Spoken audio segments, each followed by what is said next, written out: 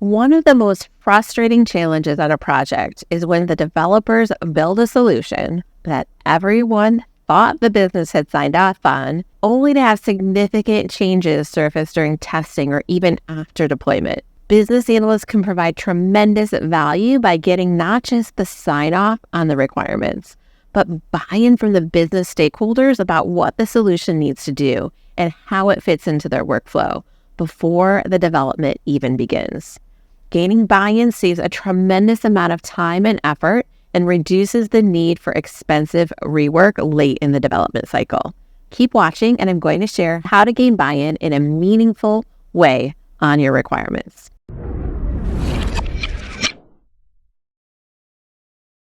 Hi, I'm Laura Brandenburg with Bridging the Gap, where we help you start, succeed, and excel in your business analyst career with weekly videos and business analysis tips and techniques. If you're not subscribed yet, make sure to do so and hit that notification bell to stay in the loop with all of our new videos. So let's start off with tip number 1, which is to focus on sign-off as a tool for obtaining buy-in. The BA's job is to get meaningful feedback on the requirements so that they represent what the business actually wants from the solution.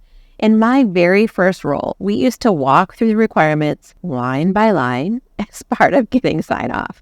These meetings would take hours and would require dozens of people to be there.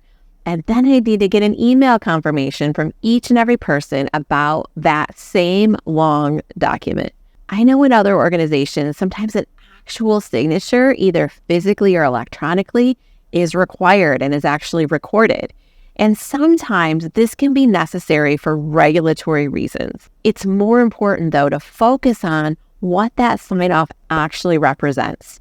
And that is buy-in, right? Buy-in means that the business agrees with what's documented and actually wants to move forward with having that solution built based on the specifications. As I matured as a business analyst, I started to shorten my reviews and really hone my approach to make it more efficient. And that leads me to sign-off tip number 2, which is to be clear on what input you are even looking for. Most projects have different phases of sign-off. So you might sign off or approve the scope or the business case. And then you might sign off on specific requirements deliverables, such as a business process or a use case or even a data mapping document. And then you might have sign-off on the implementation and transition plans.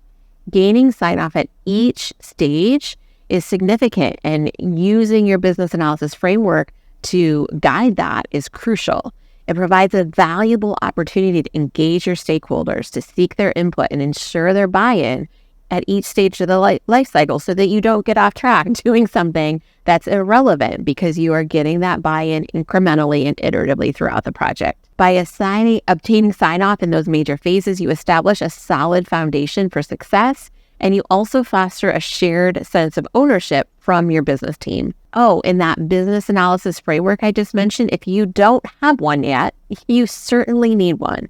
And you can start by learning about our 8-step business analysis process framework that I outlined in another video I did a while ago, which you can watch after finishing this video by clicking that card on screen now. The mindset here that you want to be bringing into your work as a business analyst is, what is the next decision that needs to be made to move my project forward? Always be driving towards that as a business analyst and moving from ambiguity to clarity in the context of that decision. This will keep you moving forward in a proactive and efficient way and not getting bogged down in making decisions about details too early in the project, which often leads to analysis paralysis. Requirements tip number 3 is to customize your approach to sign off based on who your stakeholders are. Let's really be honest here. Most of our stakeholders are not all that great at reading requirements. Right? As business analysts, we bring a lot of expertise in writing and organizing requirements and analyzing requirements. And there are times when a requirements review or a walkthrough is the best way to get sign off. But I found that the easiest way to get buy-in is when I customize my approach specifically to a group of stakeholders. If you have a hard time engaging stakeholders in sign-off or a hard time engaging them in general, we recently created a new free guide that aims to help boost stakeholder engagement. If you want a copy, you can click the card on screen now to get a download of it. Okay, so let me just share a few examples of how I've customized my approach. On one contract, I reviewed annotated wireframes with the business stakeholders. So that I had the use case and the user story right up in hand. Like I had done that in analytical thinking and writing to make sure I had all the questions that I needed to ask and all the information that I needed to verify. So I used my use case thinking to identify those questions. But ultimately, the details made it into the user stories for the developer to review and implement. But on the screen, it was a visual model of what that screen might look like with some little sticky note annotations that they could review and provide feedback on. On another project, I created a click-through prototype that could handle a few different key scenarios and had the business stakeholder actually use that prototype to provide feedback. This was somebody who is just super hands-on and tactile and like needed to see it working in order to be able to really provide great feedback. And so I was able to do that in a click-through prototype. You might even consider slide decks with abstract visual models and key bullet points for high-level and strategic details for those who need to buy into the project vision and approach, but not necessarily all of the minute little details. Okay, so consider who your audience is, consider what feedback you need from those stakeholders, and then look at how to get that specific kind of feedback and buy-in. That is always what you want to be doing as a business analyst to make your process efficient and effective. And I really do believe it's your job to find ways of communicating the requirements and keeping them in sync, and it's their job to meet you halfway and provide some meaningful feedback. So one question I often get about this is whether requirement sign-off is still relevant in Agile.